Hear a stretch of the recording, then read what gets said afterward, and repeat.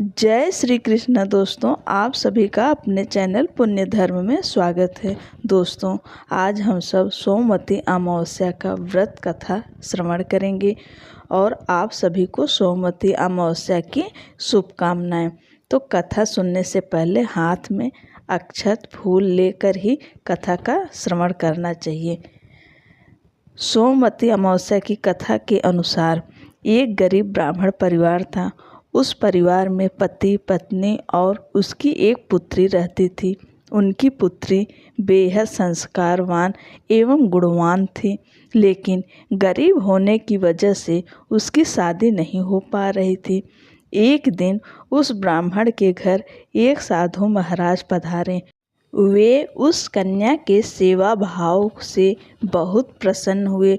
उन्होंने उस कन्या को लंबी आयु का आशीर्वाद दिया।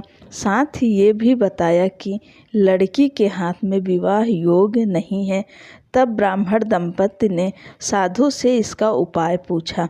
साधु महाराज ने बताया कि तुम्हारे घर से कुछ ही दूरी पर एक गांव में सोना नाम की धोबिन रहती है। उसका एक बेटा और बहू है। वह महिला बहुत ही आचार विचार और संस्कार से संपन्न होने के साथ पति परायण है। यदि आपकी कन्या उस धोबिन की सेवा करे और वह महिला इसकी शादी के समय इसे अपने मांग का सिंदूर लगा दे तो आपकी कन्या का विवाह हो जाएगा, जिससे कन्या का वैधव्य योग मिट जाएगा। यह सुनकर ब्राह्मणी ने अपनी बेटी को धोबिन की सेवा करने के लिए कहा। अगले दिन से ही वह कन्या प्रातःकाल उठकर सोना धोबिन के घर जाकर सारा काम करने लगी, लेकिन धोबिन के उठने से पहले ही अपने घर वापस आ जाती।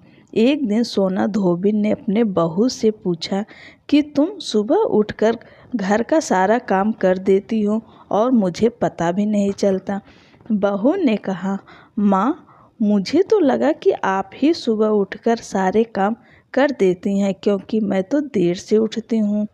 यह सब जानकर दोनों सास बहू अपने घर की निगरानी करने लगीं। कई दिनों के बाद उस धोबिन ने देखा कि सुबह सुबह एक कन्या मुंह ढके उनके घर में आकर सारा काम करने के बाद चली जाती है। एक दिन जब वह कन्या काम करने धोबिन के घर से जाने लगी तो सोना धोबिन उसके पैरों पर गिर पड़ी और पूछने लगी कि आप कौन हैं और इस तरह से छुपकर मेरे घर की चाकरी क्यों करती हैं। तब कन्या ने धोबिन को साधु महाराज द्वारा कही गई सारी बात बता दी। सोना धोबिन कन्या की मदद के लिए तैयार हो गई। उस समय सोना धोबिन के पति थोड़ा अस्वस्थ थे। सोना धोबिन अपनी बहू से कहती हैं कि जब तक मैं वापस न आ जाऊं तुम घर पर ही रहना। सोना धोबिन ने जैसे ही अपनी मांग का सिंदूर उस कन्या की मांग में लगाया, वैसे ही उसके पति की मृत्यु हो गई। उसे अपने पति की मृत्यु का पता चल गया। उस दिन वह घर से निर्जल ही चली थी। वह सोचकर रास्ते में जहाँ पीपल का पेड़ मिलेगा वहीं उसे भंवरी देकर और उसकी परिक्रमा करके फिर जल ग्रहण करूँगी। उस दिन संयोग से सोमवती अमावस्या थी। धोबिन ने ब्राह्मण के घर से मिले पुए पकवान की जगह ईंट के टुकड़ों से 108 भंवरी दी और साथ ही 108 बार पीपल पेड़ की परिक्रमा भी की और उसके साथ जल ग्रहण किया। सोना धोबिन के ऐसा करते ही उसके पति के मृत शरीर में जान वापस आ गई। कहते हैं कि तभी से सोमवती अमावस्या प्रसिद्ध हो गई। इसके बाद से इस दिन से हर विवाहिता के जीवन में विशेष महत्व है। वे अपने पति की लंबी आयु के लिए व्रत पूजा संपन्न करके यह कथा सुनती हैं। कुछ समय बाद ब्राह्मण की कन्या का अच्छी जगह विवाह हो गया और वह अपने पति के साथ सुखमय जीवन व्यतीत करने लगी।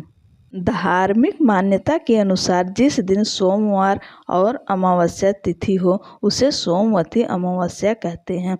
इस दिन पितरों का तर्पण कर दान पुण्य का विशेष महत्व है।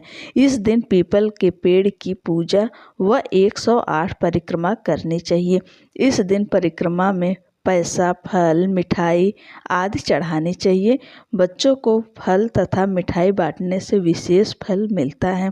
इस व्रत को सुहागिन स्त्रियां अपने पति व पुत्र की दीर्घायु के लिए व अखंड सौभाग्य के लिए करती हैं।